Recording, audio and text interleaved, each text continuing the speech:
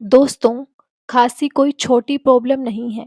कभी खांसी इतनी बढ़ जाती है कि सीने में भारीपन महसूस होने लगता है, कभी बलगम गाढ़ा होकर अंदर ही फंस जाता है और कभी खांसी के साथ साथ सांस लेने में भी दिक्कत होने लगती है।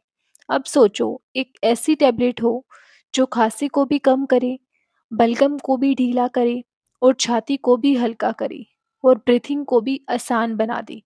एक ही मेडिसिन के चार फायदे।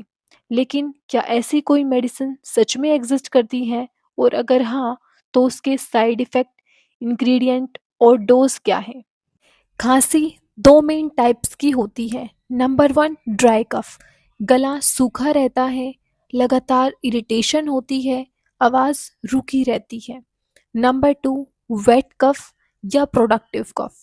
गाढ़ा बलगम, चेस्ट फील हैवी होना, खांसने पर प्रेशर महसूस होना। जब खांसी ज़्यादा समय तक रहे और साथ में कंजेशन प्लस ब्रीथिंग टाइटनेस भी महसूस हो तो डॉक्टर एक प्रेशर प्रकार की टैबलेट देते हैं। नमस्कार दोस्तों, आप देख रहे हो मेडिसिन नॉलेज हब, जहां हम बात करते हैं हेल्थ केयर और मेडिसिन की। तो सब्सक्राइब करें हमारे चैनल को मेडिसिन से जुड़ी जानकारी के लिए। जिस टैबलेट की हम बात कर रहे हैं उसका नाम है आस्थकाइन टैबलेट। ये खांसी, बलगम और ब्रीथिंग डिफिकल्टी के साथ कॉमनली डॉक्टर द्वारा दी जाने वाली मेडिसिन है। ये एक bronchodilator plus expectorant plus mucolytic combination tablet है। मतलब हवा के रास्ते खोलती है, बलगम को पतला करती है, खांसी को प्रोडक्टिव बनाती है, कंजेशन कम करती है। आस्थकाइन टैबलेट में चार मेन एक्टिव इंग्रेडिएंट्स होते हैं। Number one, terbutaline. ये एक ब्रोंक्योडायलेटर है, फेफड़ों की मसल रिलैक्स करता है, एयरवे ओपन होती है, सांस लेना आसान होता है। नंबर टू, यूनिफिनासिन। ये एक एक्सपेक्टोरेंट है, गाढ़ा बलगम पिघलाता है, उसे पतला करके आसानी से बाहर निकालने में मदद करता है। Number three, bromhexine. ये एक म्यूकोलाइटिक एजेंट है, स्टिकी म्यूकस को तोड़ता है, उसे फ्लोएबल बनाता है, चेस्ट कंजेशन कम करता है। आस्थकाइन तीन स्टेप में काम करती है। स्टेप वन, एयरवे खोलती है। टर्ब्यूटलाइन जो लंग की टाइड मसल को रिलैक्स करता है। स्टेप टू, बलगम को पतला करती है। यूनिफेनासिन प्लस ब्रोमेक्सिन म्यूकस को थिन और लूज बनाते हैं। स्टेप थ्री, थ्रोट को आराम देती है। मेंथोल जो इरिटेशन सूद करता है।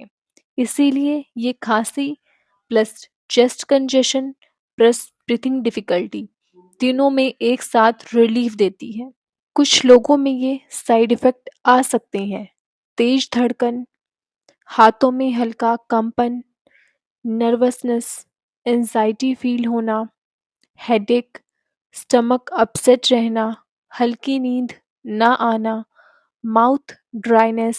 अगर बहुत ज़्यादा हार्ट बीट बढ़े तो डॉक्टर से तुरंत बात करें।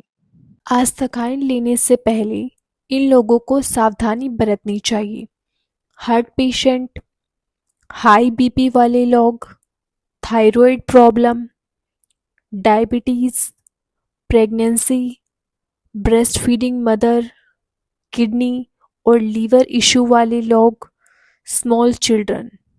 अब आता है सबसे बड़ा सवाल, क्या ये हर खांसी पर काम करती है?